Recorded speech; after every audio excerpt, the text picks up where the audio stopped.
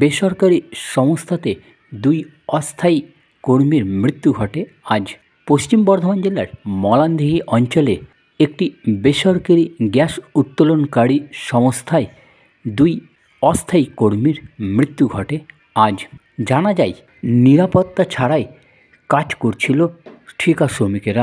ছিল না তাদের সেফটি বেল্ট, ছিল না তাদের কোনো রকম জীবন সুরক্ষার সরঞ্জামও। হঠাৎ করে এক ঠিকা শ্রমিক নিচে পড়ে যাওয়ায় তাকে তোলার জন্য অপর এক ঠিকা শ্রমিক নামে নিচে। তাকে তুলতে গিয়ে 2 ঠিকা শ্রমিকেরই মৃত্যু হয়ে যায়। ঘটনাস্থলে আসেন পশ্চিম বর্ধমান জেলার তৃণমূল কংগ্রেসের জেলা সভাপতি নরেন চক্রবর্তী। কথা বলেন স্থানীয় লোকেদের সাথে, ঠিকা শ্রমিকদের সাথেও। তিনি জানান, ঠিকা শ্রমিকদের জীবন নিয়ে ছিনিমিনি খেলা চলবে না। পাশাপাশি তিনি আরও জানান, তাদের জীবন সুরক্ষা দেওয়ার জন্য যা যা সরঞ্জাম দরকার, যা যা প্রয়োজনীয় জিনিস, সেগুলা এই সংস্থাকে দিতে হবে। তিনি আরও বলেন, যারা মারা গেছে তাদেরকে ক্ষতিপূরণ দিতে হবে। ওই গ্যাস উত্তোলনকারী সংস্থাতে এসে কি বললেন নরেন চক্রবর্তী, চলুন শুনে নিই। না আছে জুতো, না আছে গ্লাস, না আছে কোনো কিছু ব্যবস্থা। এই তো দুজন পড়ে গেছিল, ওদের দুজনকে বাঁচাবার জন্য আরো দুজন ভাবছে। ঠিক আছে, মানে তোলার কোনো ব্যবস্থা নেই না, জেসিবি করে তুলে দিয়ে। হ্যালো, হ্যাঁ ভর্তি হয়ে যায়, দেখতে পাই ওখানে দাদু আছে। এই জলটাই তো অবাক করছে। 50 নম্বরে যাচ্ছে, 50 নম্বর থেকে করে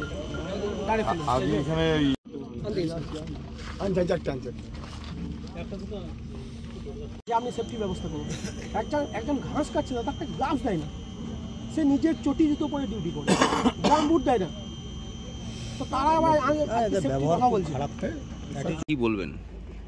দেখুন, এসআর একটা অবৈজ্ঞানিক অবস্থাতে উপায়ে এখানে একদম সেই মধ্যযুগীয় প্রথায় এরা এখানে গ্যাস উত্তোলন করছে। হ্যাঁ, কোনো সেফটি সিকিউরিটির কোনো ব্যাপার নেই। এরা গায়ের জোরে কাজ করছে, লোককে চমকে কাজ করছে। তো আমরা এ ব্যাপারটাতে ইন্টারফেয়ার করেছি, সবাইকে দ্ব্যর্থহীন ভাষায় বলে দিয়েছি, মানুষের জীবন এত সোজা নয়। মানুষকে সেফটি দিতে হবে, মানুষের সিকিউরিটি দিতে হবে, তারপর তারা ওয়ার্কার যারা, তাদেরকে কিন্তু তাদের জীবন নিয়ে ছিনিমিনি খেলা চলবে না। এবং যত বেশি সম্ভব এই যে দুজনের মৃত্যু হয়েছে তাদের ক্ষতিপূরণ দিতে হবে, যাতে তাদের পরিবার ইনসিকিউর না থাকে। আর দ্বিতীয়ত হলো যে 3 জন হসপিটালাইজ আছে, তাদের সমস্ত চিকিৎসার খরচা শুধু বহন করা নয়, তাদেরকেও ক্ষতিপূরণ দিতে হবে। বিগত দিনে অনেক দুর্ঘটনা ঘটেছে এবং কোনো সদুত্তর পাওয়া যায়নি সেফটি সম্বন্ধে, কি বলুন? বিগত দিনে কি হয়েছে তাতে জানি না। 34 বছর ধরে বাংলায় রাম রাজত্ব চলেছে। মানুষকে ভুল বুঝিয়ে এরা অন্যায়ের পর অন্যায় করে গেছে, ক্ষমতাকে কুক্ষিগত করে।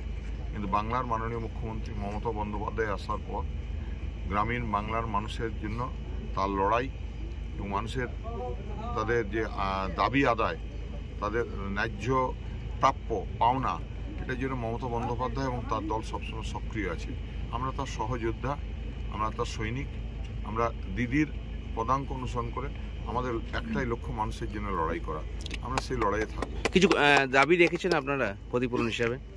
আমরা তো দাবি রেখেছি, সে দাবিটা তো আগামীকাল মিটিং আছে 11টার সময়, সেটা করার পরেই আমরা ডিসিশন নেব। অলরেডি আমাদের ইউনিয়নের তরফে, আমাদের তো এসআর ইউনিয়ন আছে এবং আমাদের 2 ব্লক প্রেসিডেন্ট ছিলেন, নবদা আর আমাদের শতদীপ। তো আমরা এটা তো কালকে বসে ফাইনাল করব।